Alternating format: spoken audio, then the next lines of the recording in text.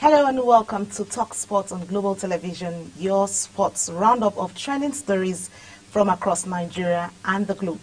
I am Anita Patrick, and here's what's making the headlines. But before we do that, we'll take a quick break while I introduce my guests who will talk with me on the issues happening in the world of sports.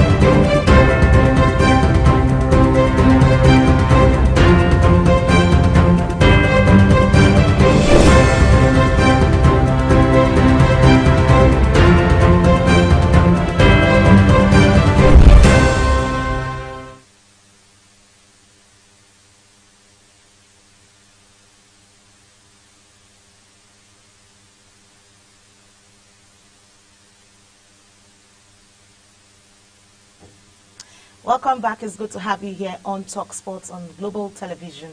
Like I told you earlier before the break, we'll be looking at major stories that made the headline in the sports stories.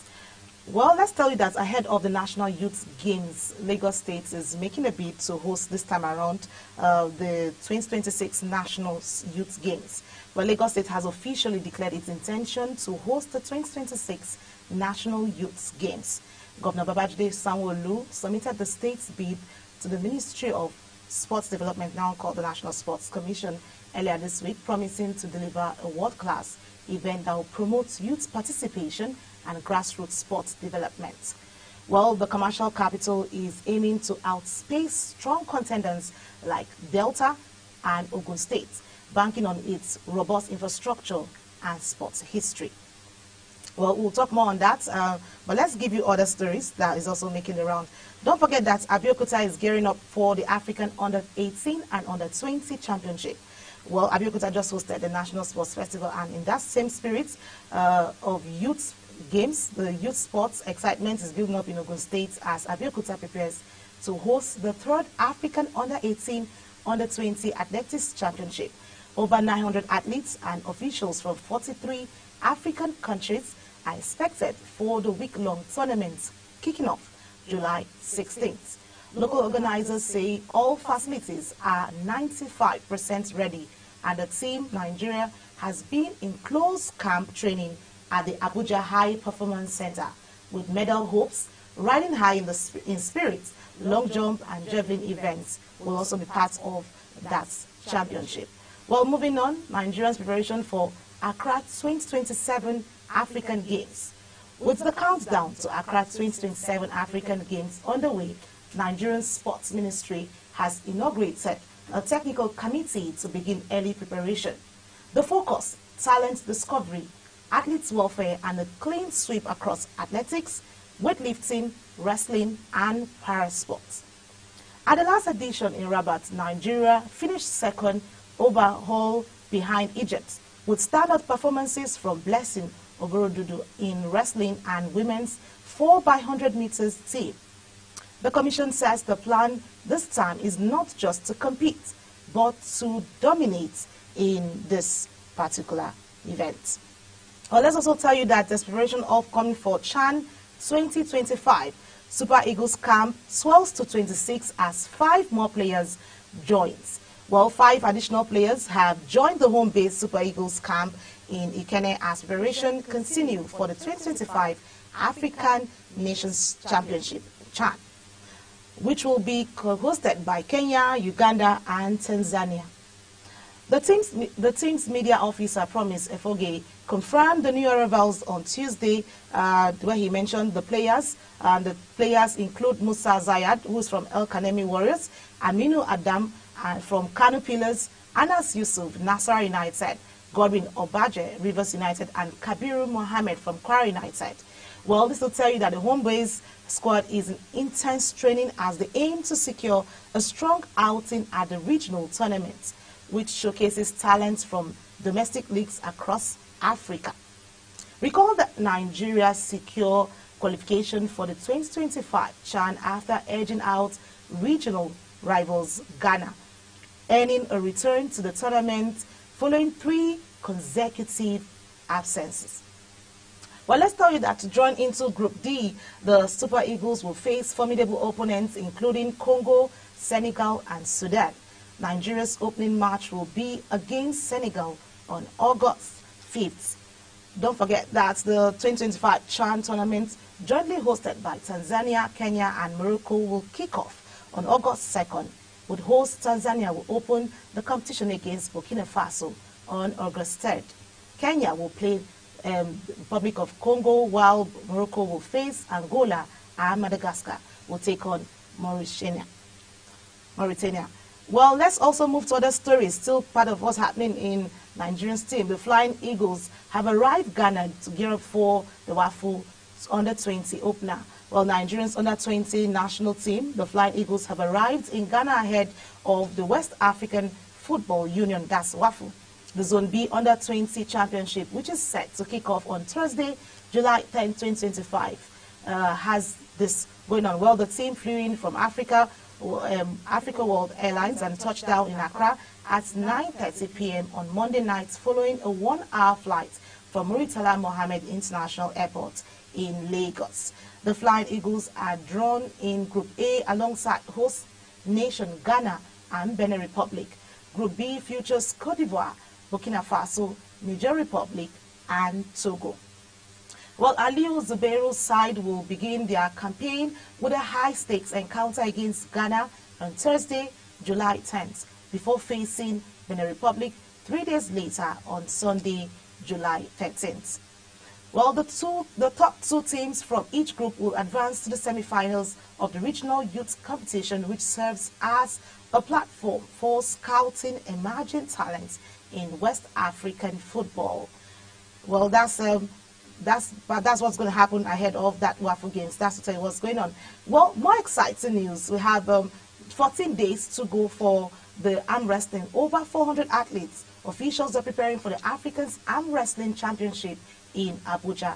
And the official countdown is on with just 14 days until the biggest display of strength Africa has ever witnessed. From July 23rd to 27, 2025, Abuja will become the battleground for elite competitors during the 14th African Arm Wrestling Championship and the 7th Para Arm Wrestling Championship, as over 400 athletes and officials from across the continent converged in the city of Abuja. This to tell you that Nigeria is set to showing with excitement in the building, with 20 African countries confirming participation as they finalize travel documents, medical clearances, and logistics to arrive in Abuja in waves over the coming days. While still telling you what's happening here, we have the Niger Super 8 returning grassroots football in the spotlight. Well, the much anticipated Niger Super 8 tournament returns this month, bringing grassroots football to the big stage. Teams from all 6 geopolitical zones will battle for a whooping sum of 10 million naira prize and bragging rights, with the finals bid to hold in Lagos. The tournament has gained praise from unearthing local talents and giving unsigned players a chance to shine in front of national scouts. Organizers promise an even more electrifying edition with live matches to be aired across major platforms. Well, that's telling you the stories that are making headlines in the world of sport. But let's quickly introduce you to my guest, because I won't be doing this alone this morning. I have one amazing person who's been in the world of sports who will be telling us all of this topic. We're going to look at some of these issues, and he'll be giving us in-depth information. But let's quickly start with him. But let's meet my guest. My guest is Mr. Femi Adetola. He's the former PRO Nigerian Olympic Committee. Mr. Femi, you're welcome. It's good to have you on the show. Thank you so much. Good morning. Nice to be here. Thank you. It's good to have you. Well, let's quickly dive into this because I wanted to give us in-depth information on what's happening with the Abuja Arm Wrestling Championship, which is about to happen here in Abuja. Thank you very much. Talking about the arm wrestling championship coming to Abuja, we're counting the days because it's going to be a very big one. If you are in Accra for the African Games last year, you see that Nigeria won 13 medals in that competition. So what we're doing now in Abuja this time around is we're bringing athletes from over 20 countries into town, and over 400 people visiting town for the championship. And the preparation is in top gear because the Sports Commission and the LOC chairman they'll be working right around the everywhere, and the president of the federation, so that we can host a very good competition in Abuja. So we are getting ready for the championship. Okay, this is arm wrestling. I'm going to be women in sports right now. Are you looking at women participating in this arm wrestling as well, or is just the male folks? Let's have an overview of that. No, it's going to be men and women, because if the women version is so fascinating, because if you look at it, they have the left and the right, and there are medals. They win their medals differently. You understand? So the women have their own category, the men they have their own category, and they have even para, the 7th para championship coming up in Abuja. So it's a mixed thing. You have the men, you have the women. So a day for the right, a day for the left. And when they start in the morning, they play the game to the evening to do their presentation. So we're going to enjoy what will happen in Abuja for this period of time. Okay, looking at it, we have 400 athletes coming out for this game. So how was the pool drawn? From what angle? How was it drawn to have the 400 athletes who are going to participate in this? Well, the categories they have in arm wrestling is massive. They have over 200 categories. But looking at this championship, they are considering about 90 to 100, because they can't bring everybody into town. The first list Nigeria released for athletes to be called into camp were 172, but we have to trim down to 120. Countries like Ghana is coming in with over 80 athletes. Cameroon is coming in with over 50 athletes. Like Gabon, South Africa, Egypt, Burkina Faso, Mauritius, Madagascar, Eswatini, interestingly, is coming to town. So what they do is, like in Nigeria, there was a championship, to pick the athletes in Ibadan. Okay. You understand, some weeks back. Then there are some during the festival in Abeokuta. They picked some talents from there as well. So this is where they got the pool of athletes coming into town from. So this is what we are looking at, and we expect Nigeria, to do well. No, I'm not saying we're going to host. I'm not saying we're not going to host to win, but we win. Okay, always that's an exciting one where you have a host country having to win. It's always just like we had in other competitions. But what's exciting right now for me is the fact that the para arm wrestling is also part of an inclusive sporting activity, because that's one place we shouldn't leave behind. And I see that it's part of what you're doing. So tell me how the inclusivity is playing out for the arm wrestling. Well, the para one you're asking about is just them, the special athletes, sitting on their wheelchair, and with the table in front of them, because we have a table that has a riser where you can raise up the athletes so they can rest on the table, because it's a thing of the wrist. You have to hold the wrist. It's only I can't do that to you here now. You understand? I will have tried to show what it means. So strength. That's what it's saying. Strength. Yes, it's strength. Okay, so all right. So after this, because one thing is having a tournament or having a game going on, but it's the sustainability of this going forward. What's the strategy to sustain this kind of game going forward? Well, arm wrestling has been in Nigeria for over 10 years. They have hosted competition in Lagos before now, two African championships in Lagos. They have gone for one championship.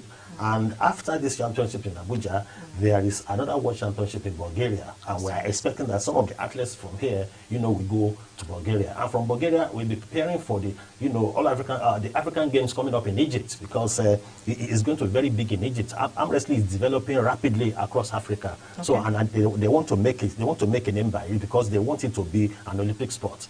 You understand? The para is already an Olympic sport, so they want the, you know, the physical one to be an Olympic sport. So after here, you know, it's going to be a lot of work across Africa, going into the world and be at the Olympics. That is the target. All right, so let's look at the side of the National Sports Commission. What has been their, I know the mandate given to them from the presidency is to see how sports can be developed and looked in different perspective, with the bottlenecks removed from being a ministry to the national sport. How have they contributed their own quota in the Federation of Arm Wrestling? Well, you have to give it to them, because going to African Games last time, they took the Arm Wrestling Federation to African Games in Ghana, where they won 13 medals. And then we have to give it to the chairman of the local organizing committee, okay, who is an SSA to the president of Grassroots Sport Development. His name is Anthony Adeboye Adeyinka, the chairman of the LOC.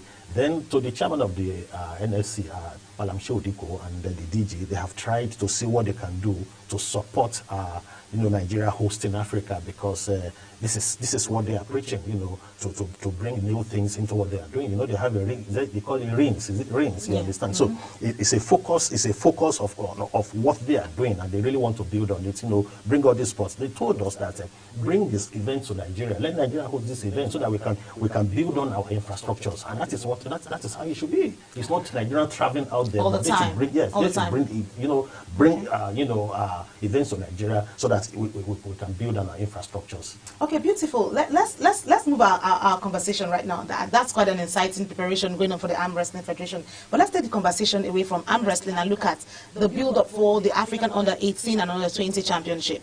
Yes, it's also part of the African Games. So I'm looking at Africa, Nigeria, across other African continents, looking at how they're partnering, because we have the youths coming up. So that's why it's called the Under-18 and Under-20. What's your own idea, or what's your observation in terms of their preparedness ahead of this game happening at Abeokuta? No, they are well prepared. I don't know if you are in Delta State in 2018. We're there in 2018 for this same championship, and thereafter in Asaba. That was the first one was in Warri, the second one was in Asaba. Okay. Now coming to Abeokuta, it's going to be a big one, because this is where we source our talents from, the under age. Sure. And look at the preparation towards this.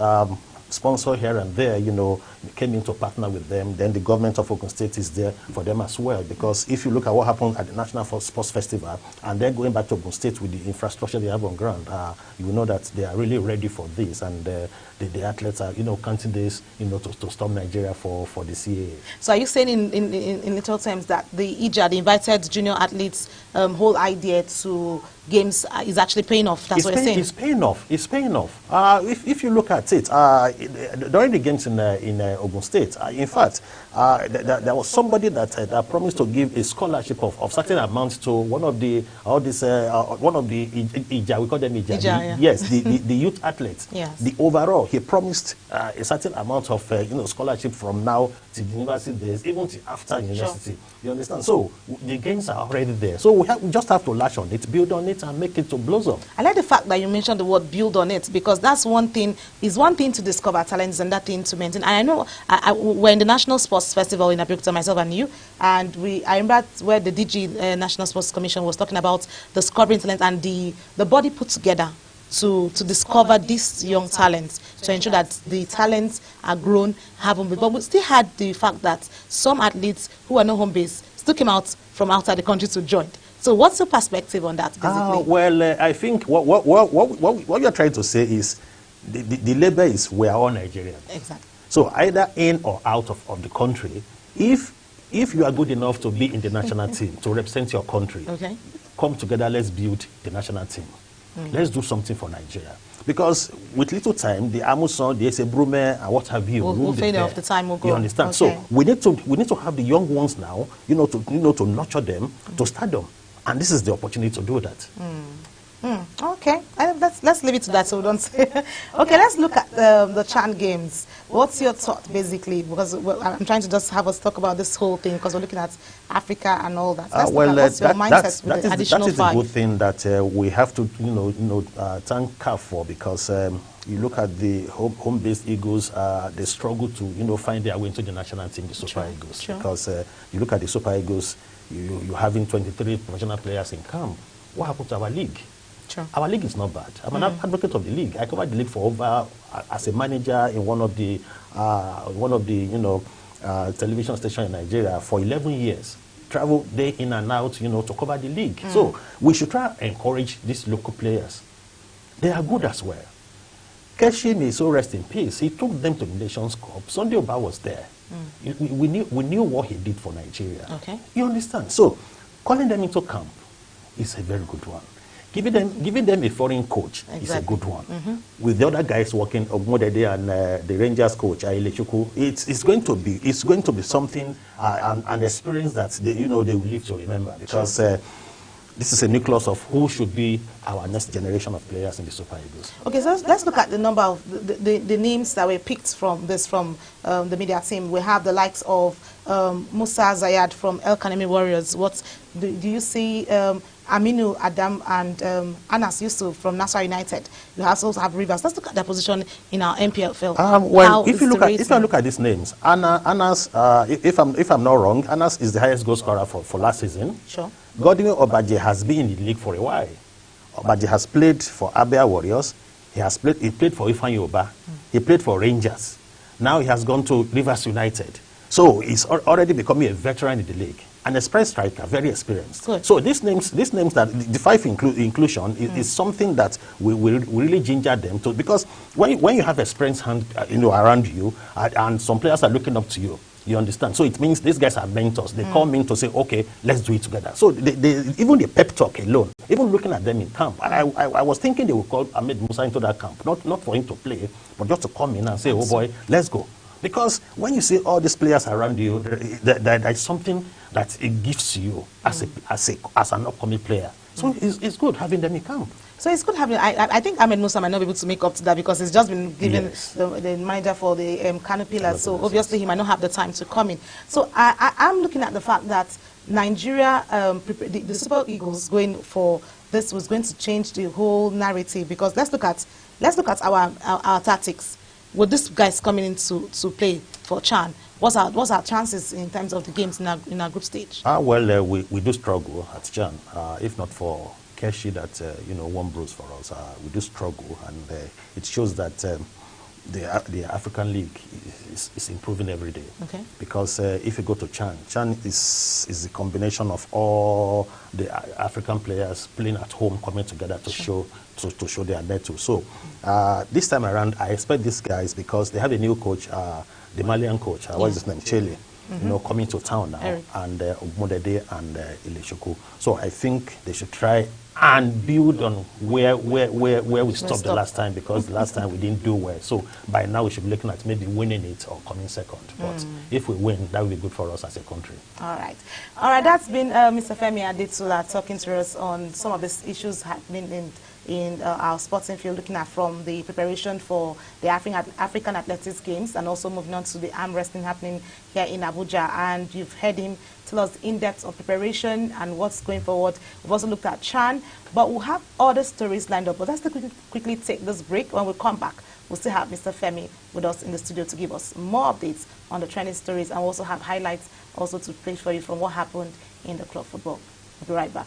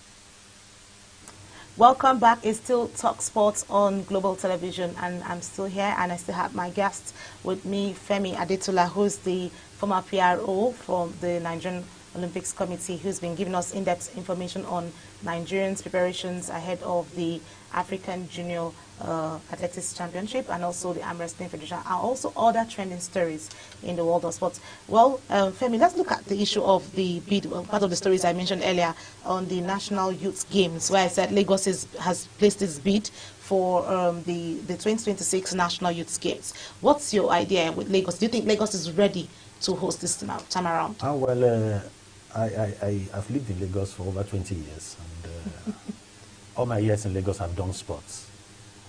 And 2012, when Lagos hosted National Sports Festival, I was fully part of it. So when Lagos wants to host any event, they are always very prepared and ready.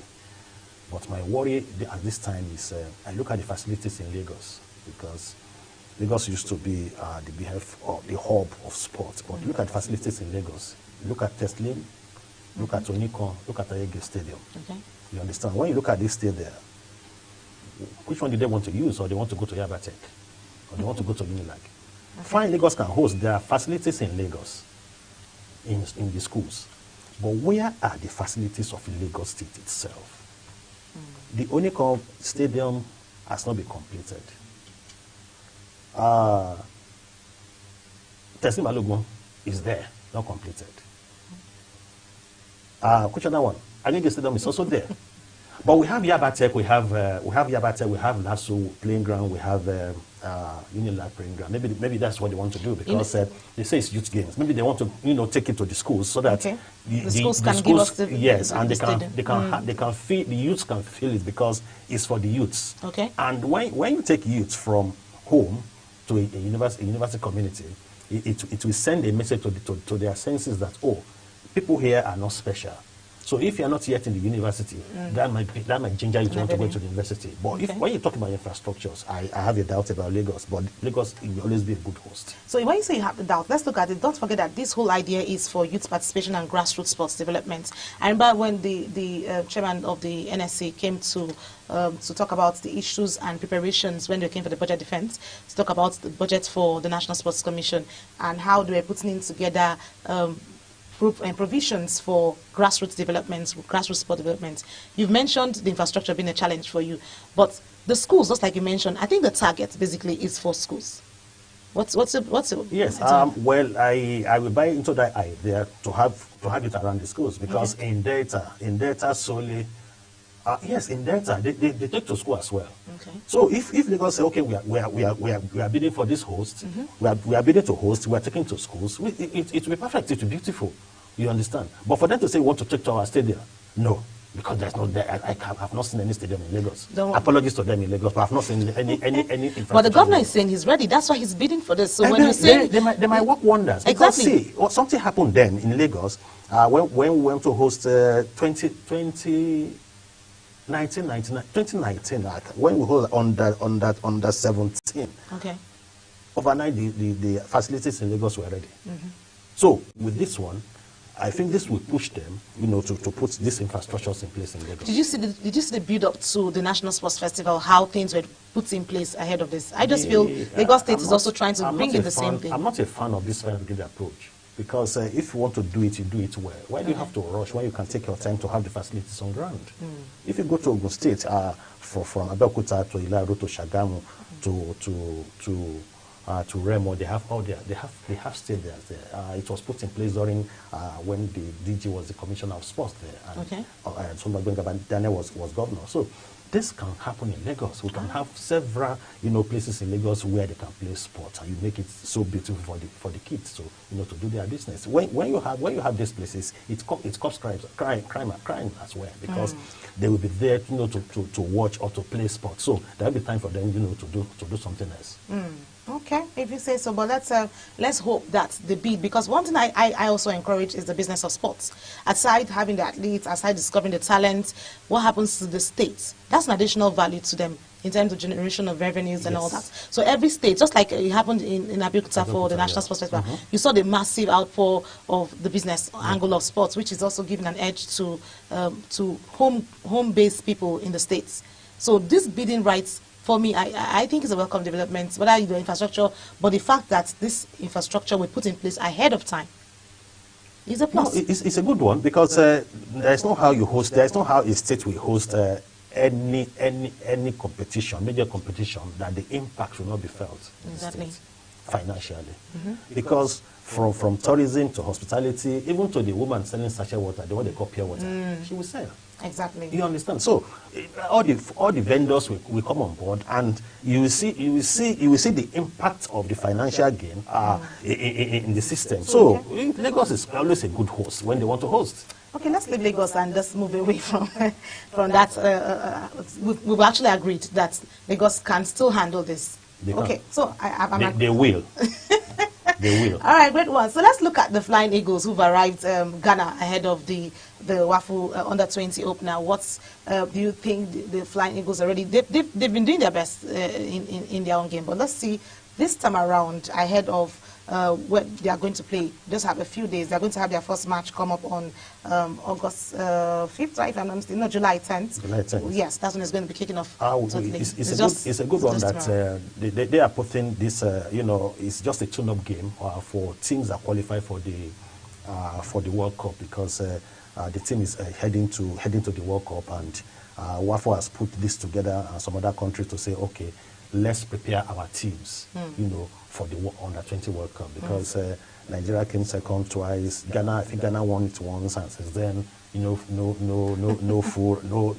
good representation. So what they're trying to do is to say, okay, let's put these guys together. Let's prepare them well, to meet with their peers outside there and win, because you play to the finals, you can't win. Wow, why?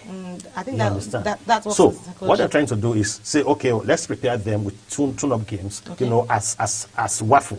Okay. Before we push them to the World Cup. And it's a welcome development, because this is the first time this is happening. They have qualified already for the World Cup. Yes. But this is a tune-up game for the players. And I watched them last week at the Go Projects, and I think what Zuberi is doing is actually good for people. Yes. All right, exciting one coming from the WAFU preparations, and we wish them all the best. That's hopefully by tomorrow, when they're kicking off the games, we'll have some exciting news coming from the WAFU games. Remember, they're playing Ghana. Ghana is always our good friend. Nigeria's good friend.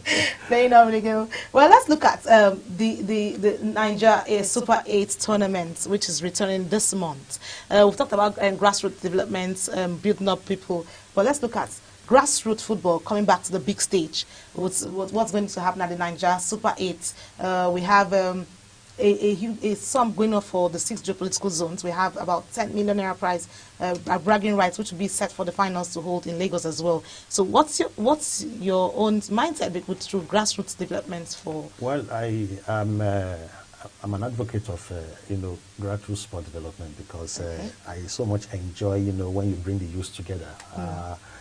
In Lagos, then there's something we call let the 5,000 flowers blossom.